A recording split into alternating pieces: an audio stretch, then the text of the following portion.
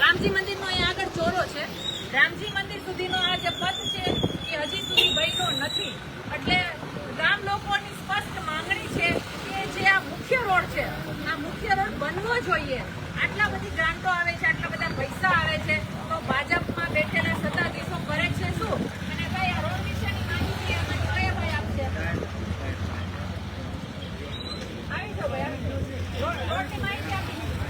તમે માહિતી નહીં આપો તો રોડ બનશે કેમ?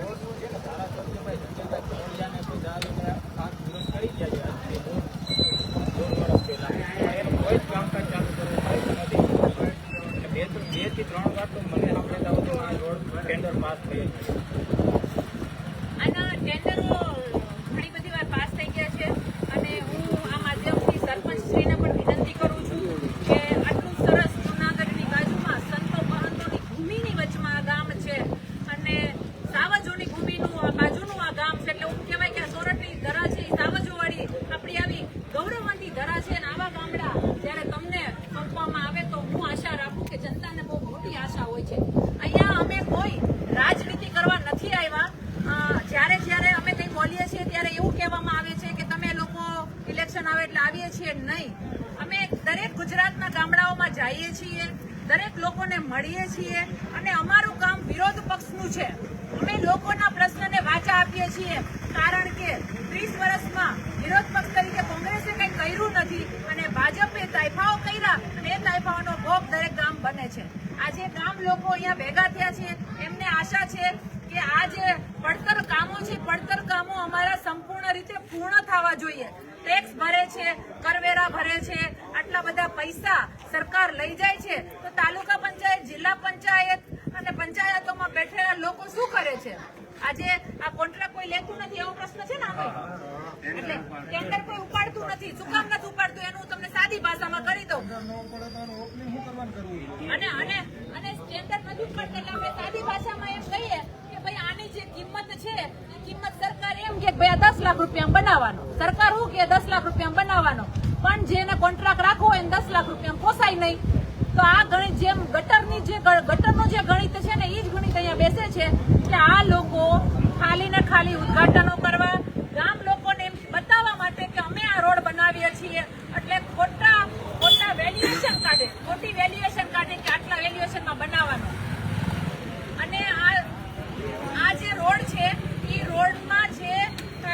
ભાષામાં કહું તો કે જે બજેટમાં બનવો જોઈએ એના કરતા ઓછું બજેટ રાખશે એટલે કોઈ કોન્ટ્રાક્ટ લેશે નહીં. બાકી આપણે સૌને ખબર છે કે કામ ધંધો લેવા માટે કોન્ટ્રાક્ટ લેવા માટે પડાપડી કેટલી હોય ને? પણ કોન્ટ્રાક્ટ લેવા માટે પડાપડી કેટલી હોય? કોઈ મૂકે કોન્ટ્રાક્ટ? કેમ મૂકી દે છે? જનતાએ વિચારવાની જરૂર છે ને, ગામ લોકોએ વિચારવાની જરૂર છે કે આજે એક કોન્ટ્રાક્ટ લેવા માટે લોકો એમ કે ભાજપના મળતિયાઓ કોન્ટ્રાક્ટ લઈ લે છે, આવું કે છે ને કે આપણા આ ભાગમાં, પણ નફા વાળું લઈ જશે અને નુકસાન વાળું ગામના માથે નાખીને જાહે કે ભોગવો તમે. એટલે હું તમને સાદી ભાષામાં સમજાવવા માંગુ છું કે જે કોન્ટ્રાક્ટ મળતા નથી, લોકો પડાપડી કરે કે અમારે રોડ બનાવવો, અમારે ગટર બનાવી, તો મજેવડી ગામમાં ગટર કેમ નથી બનતી, રોડ કેમ નથી બનતા, એ પ્રશ્ન તમારે તમારી જાતને પૂછવાનો છે, ગુજરાતની જનતાએ પૂછવાનો છે અને ખાસ કરીને મજેવડી ગામના લોકોએ વિચારવાનું છે કે કામ ધંધો કોન્ટ્રાક્ટ માટે લોકો તડપાપડ હોય છે, એટલા બધા ટેન્ડરો ભરે છે, જટ અમને ટેન્ડર લાગી છે, જટ અમે કામ કરી લઈએ, તો ભાઈ આના માટે કેમ ઢીલી નીતિ? સવાલ પૂછો તમારી જાતને એટલે જવાબ મળી જશે કે ન કરવાના બાને કે કામ કરવું નથી, ખાલી દેખાડો કરવું છે, એવા કામો ખાલી જાહેરાત કરવાની. એટલે રામજી મંદિર સુધી જાય છે, અમે હમણાં હાલીને બધા જઈએ છીએ, આપણે બધા આગળ આવો થોડું બોલો આગળ આ રસ્તો છે ને રામજી મંદિર પાસે કોમ્યુનિટી હોલ છે, સમાજને નામે મજવડીની અંદર સુવિધામાં એક જ છે. અને બહાર ગામના કોઈ મહેમાનો આવે ને એ અમારી કદર કરી જાય છે કે તમારા ગામમાં કઈ કામ થતા જ નથી. અને જે કામનું આનું ઓપનિંગ થયું એને 2 વર્ષ થઈ ગયા, બરાબર. જે કામ કરવાનું જ નથી તો એનું મુહૂર્ત શું કરવાનું કરે? બહુ સાચી વાત તેની ભાઈ જો કે છે. કોઈ ટેન્ડર ન લેતું હોય તો એનું મુહૂર્ત કરવાનું કામ.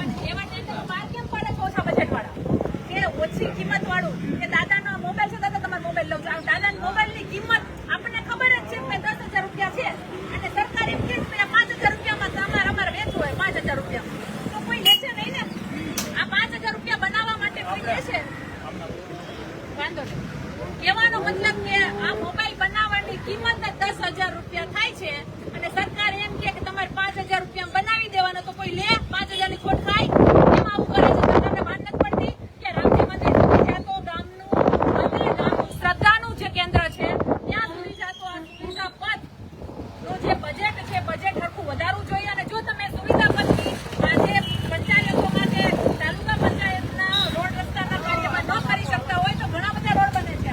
મોટા મોટા કરોડો રૂપિયાના કોન્ટ્રાક્ટ તમે આપો છો, મોટા મોટા કરોડો રૂપિયાના કોન્ટ્રાક્ટ તમે આપી રહ્યા છો, તો તમે ભાઈ આ કોઈ બીજા વધારે પૈસાવાળા કોન્ટ્રાક્ટમાં નાખી દો ને. તમે તમારી સ્કીમો બતાવો તો બધાને ઊંધા કાન પકડાવો છો, એ આખું જગત જાણે છે અને આખા ગામ જાણે છે. એટલે આ માધ્યમથી હું દરેક સત્તાધીશોને વિનંતી કરું છું, ધારાસભ્યને પણ વિનંતી કરું છું, કારણ કે ખાતમુહૂર્ત કરવા આવ્યા અને ભાજપના